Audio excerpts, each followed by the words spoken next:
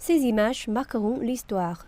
Quand l'aéroport le plus fréquenté de Thaïlande était devenu un endroit étrange, quand des géants des cieux rampaient à la merci d'un virus microscopique, lorsque tout le secteur du voyage se battait pour survivre.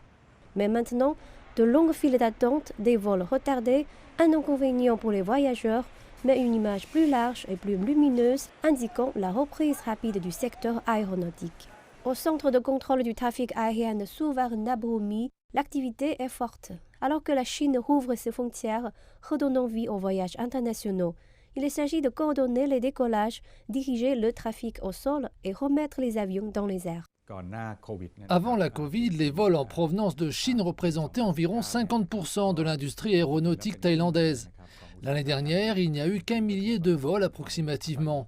Maintenant, c'est autour de 40 vols par jour et ça va continuer à augmenter.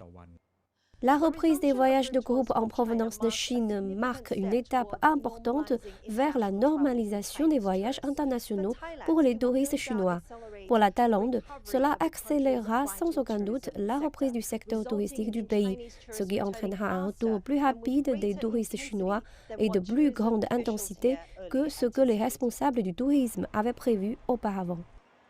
Avant l'annonce par la Chine de la reprise des voyages de groupe à l'étranger, on estimait que 5 millions de touristes chinois se rendraient en Thaïlande cette année. Maintenant, selon certaines prévisions, on estime qu'ils pourraient atteindre 10 millions, un niveau presque pré-pandémique. Mais cela obligerait les compagnies aériennes à accroître le nombre de vols entre la Thaïlande et la Chine. La compagnie Thai Air Asia s'est préparée à y répondre puisque ce segment constituait leur plus grand groupe de clients. Pendant la pandémie, nous n'avions que 2 vols par semaine, mais actuellement, nous passons à plus de 20 vols par semaine. Donc cela signifie que c'est 10 fois plus qu'en temps de pandémie.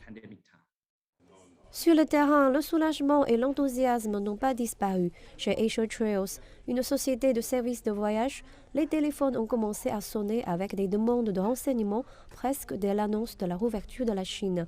Avec un département chinois et des opérations à Pékin, la Chine était un marché colossal pour cette entreprise. Notre personnel se plaint qu'il peut difficilement y faire face, trop de demandes. Il doit donc faire des heures supplémentaires. Je pense que parce que les Chinois veulent sortir et que la Thaïlande est l'un des pays ouverts, nous nous attendons donc à ce que ce volume augmente très rapidement. C'est un revirement spectaculaire pour un secteur qui, il y a à peine 2 ans, était à bout de souffle. C'est maintenant le souvenir d'une crise qui semble lointaine.